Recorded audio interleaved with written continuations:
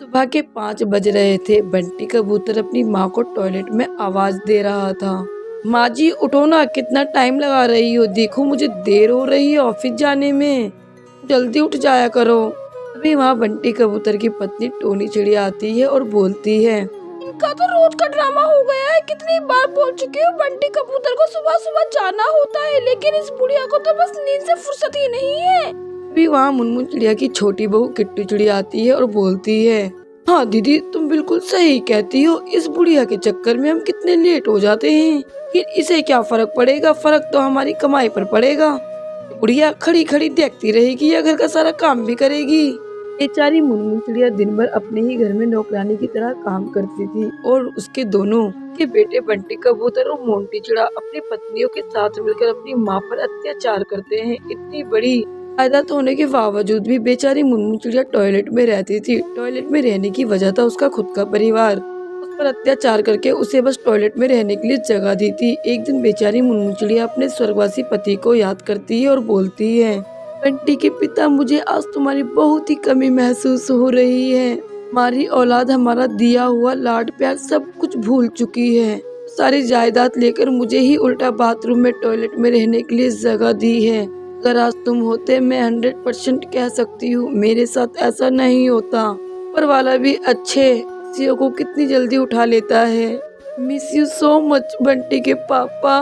ऐसे ही बात करते करते सो जाती है। अगले दिन टोनी चिड़िया और उसकी छोटी बहू आती है और बोलती है, आज ही भूल भुलैया 2 पिक्चर आई है और हम मूवी देखने जा रहे हैं। टोनी चिड़िया बोलती है, इससे पहले घर का सारा काम हो जाना चाहिए और हाँ किसी को पता नहीं है पड़ोस में हम आ जा रहे हैं, इसलिए बताने की आवश्यकता भी नहीं है तुम्हें। हमने यहाँ पर किसी को ये भी नहीं बताया कि आप यहाँ पर हो। हमने सबसे कह रखा है कि आप कुछ दिन के लिए अपने भाई के घर गई हो। इन बहू मेरा कोई भाई नहीं है। ये बुढ़िया ज्यादा दिमाग खराब मत कर, मूवी का टाइम निकल जाएगा और हमें अच्छे से पता है तुम्हारा कोई भाई नहीं है। वो कालू कौवा टॉयलेट की सफाई के लिए क्या पता आ जाए, इसीलिए हमने ऐसा कहा है, लेकिन हम बाहर से ताला लगा कर जा रहे हैं। ऐसे ही बेचारी रोती रहती है और उस गंदे बाथरूम में अपना जीवन जीती है और बोलती है, ऊपर वाले कैसी विडम्बना बनाई है। इस दौलत के चक्कर में ना किसी का भाई ना किसी की माई है, चारों तरफ अत्याचारी बहुएं छाई है और ऊपर से इन लोगों ने ताला लगा दिया। मुझे इस पिंजरे से आजाद होना है। मुझे कैद कर कर रखा है इस बाथरूम में। टॉयलेट की गंदगी अत्याचारी बहुओं से ज्यादा सताती है।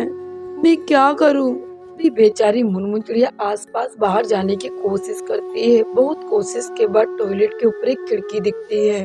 खिड़की की मदद से वहां से निकलकर सीधा पुलिस स्टेशन जाती है और अपनी सारी बीती तार से पुलिस वालों को बताती है। और बंटी कबूतर मोंटी चिड़ा अपनी पत्नियों के साथ जब घर आते हैं, टोनी चिड़िया बोलती है, आज इस बुढ़िया ने घर में कुछ काम क्यों नहीं किया, अभी बताती हूँ इस बुढ़िया को। सामने से पुलिस वालों के साथ बेचारी मुनमुन चिड़िया आती है और सारे की सारे बहुत ही हैरान हो जाते हैं मुनमुन चिड़िया को पुलिस के साथ देखकर।